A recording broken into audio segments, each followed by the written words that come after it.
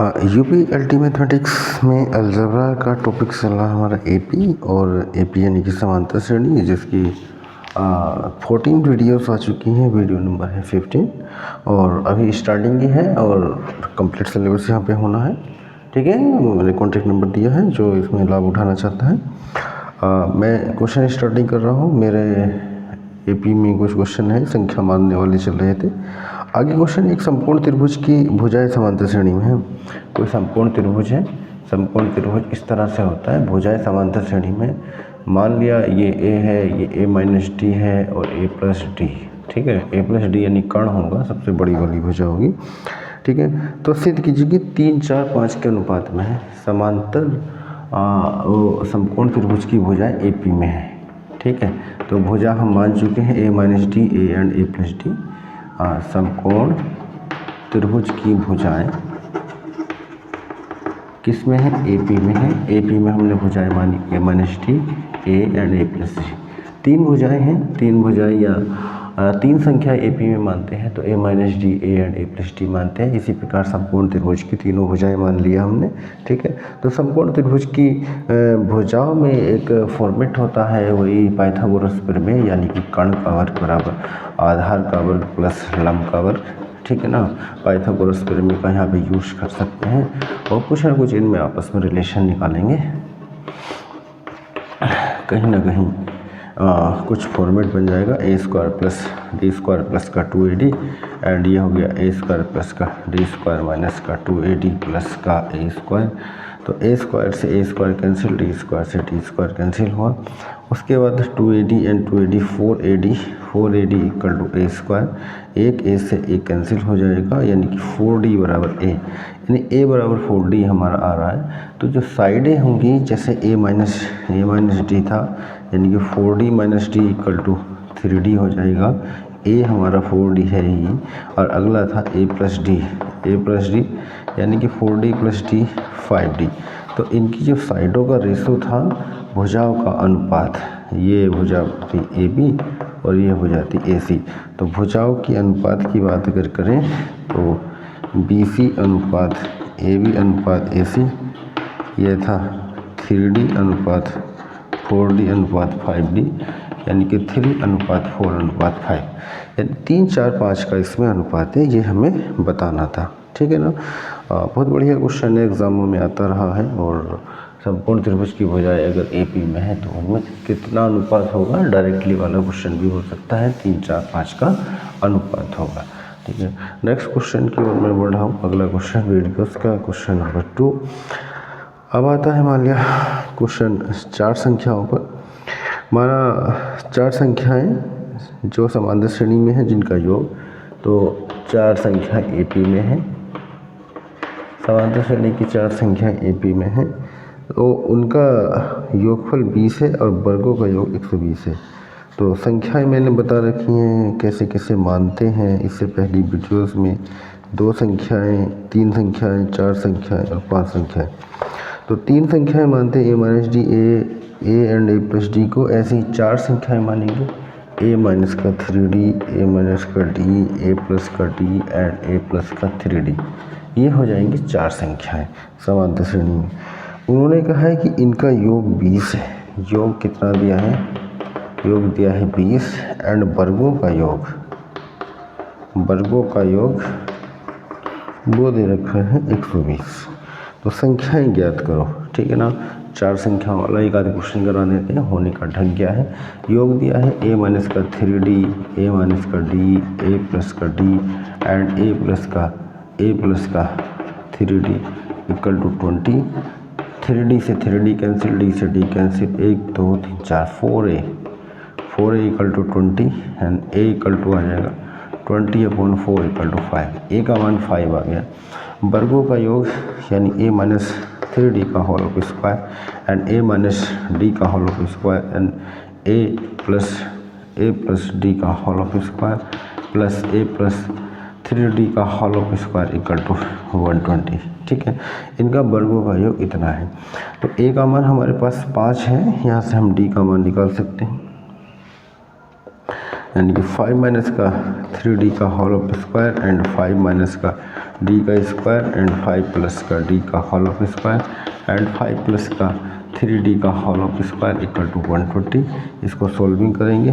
5 का square plus 3 a square plus b square minus 2ab यानी कि 9d स्क्वायर माइनस का 2 × 10 या 30d प्लस 25 प्लस का डी स्क्वायर माइनस का 2 × 10d प्लस का 5 स्क्वायर प्लस का डी स्क्वायर प्लस का 10d प्लस का 5 का square plus 9d square plus का 30d इक्वल टू 120। और 30d से 30d कैंसिल एंड 10d से 10d कैंसिल। 5 का स्क्वायर 25 होता है ना, 25 25 50, ये भी 25 ये भी 25 यानी कि 25 25 4 बार तो 100।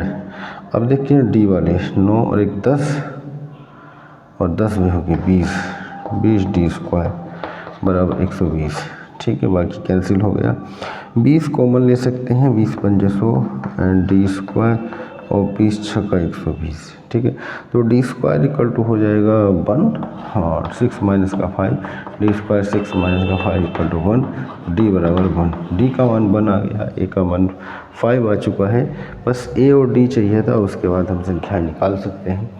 तो संख्याओं में हमें संख्याएँ निकालने के लिए क्या करेंगे, इसमें वैल्यूज़ पुट कर देंगे। ए माइनस डी, डी का मान कितना आया था, वो सॉरी ए का मान 5 था, डी का मान 3, डी का मान 1 है। तो 5 माइनस का 1 एंड 5 प्लस का 1 एंड 5 प्लस का 3 × 1। ठीक है, तो संख्याएं हो जाएगी 5 माइनस का 3 यानी कि 2 हो गया, यहाँ पे 4 हो गया, ये 6 हो जाएगा, 2 4 6 तो ये 8 होना चाहिए, 5 3 8। ठीक है, तो ये 4 संख्याएं हैं, 2 3 2 4 6 और 8।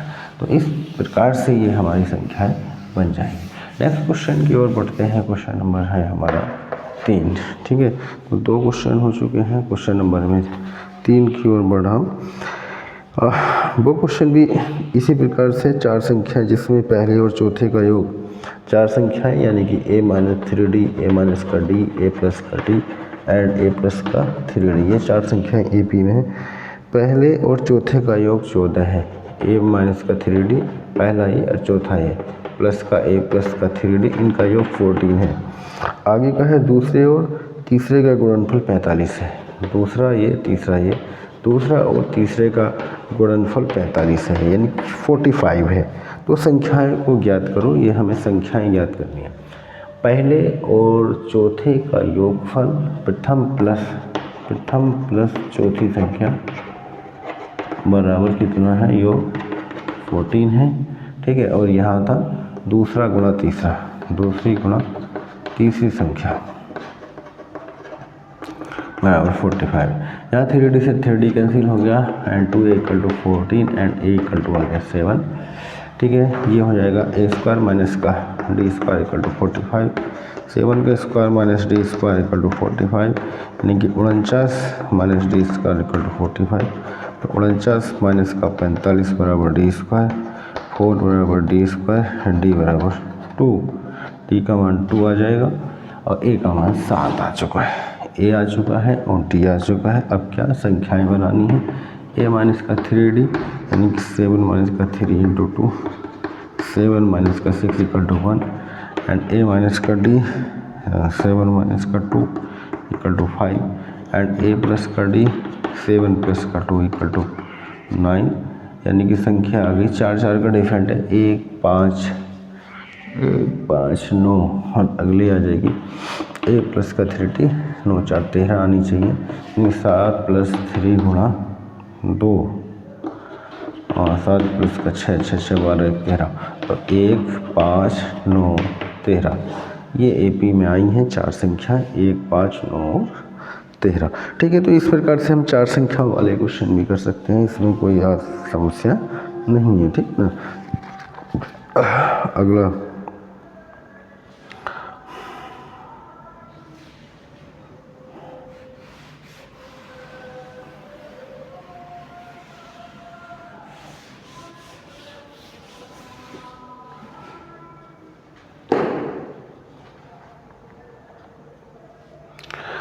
बत्तीस को ऐसे इसी प्रकार से अगला क्वेश्चन अगर मैं लेता हूँ, 32 को ऐसे 4 भागों में विभाजित करो जो समांतर श्रेणी में है।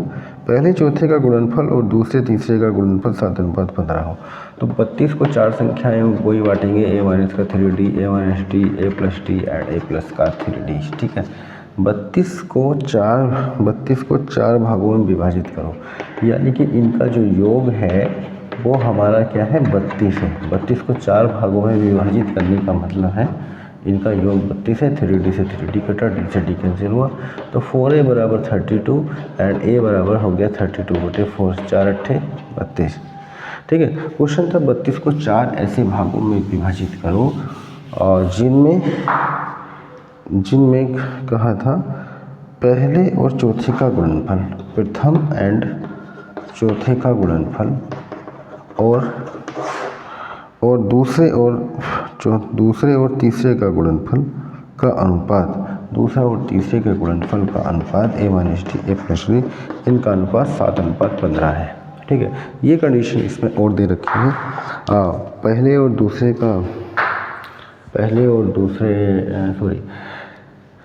और चौथे का गुणनफल और दूसरे और तीसरे के गुणनफल का अनुपात 7:15 है, तो इसलिए मैंने इस तरह से लिख लिया है। a का मान 8 आया हुआ है, तो ये हो जाएगा a स्क्वायर माइनस का ऊपर 9d स्क्वायर और नीचे हो गया a स्क्वायर माइनस का d square equal to 7/15। a का मान रखेंगे 8 का स्क्वायर, 8 स्क्वायर माइनस का 9d स्क्वायर बटे 8 का स्क्वायर माइनस का d स्क्वायर बराबर 7/15। इसको सॉल्विंग कर लेते हैं क्रॉस मल्टीप्लाइंग करके। ठीक है ना, तो यह हो जाएगा 15 × 8 का स्क्वायर 8 64 माइनस का 9d square equal to 7 × 64 minus का d स्क्वायर। सॉल्व कर लेंगे इसको, d का मान निकाल लेंगे, a का मान रखा है संख्या में रख देते हैं। ठीक है ना, थोड़ा सा कैलकुलेशन है, ज़्यादा कुछ नहीं है, आप कर सकते हैं बहुत इजीली। ठीक है, यहाँ से a का मान d का मान मिल जाएगा, a का मान पता ही संख्याओं में रख देंगे, इस तरह से ये क्वेश्चन हो जाएंगे।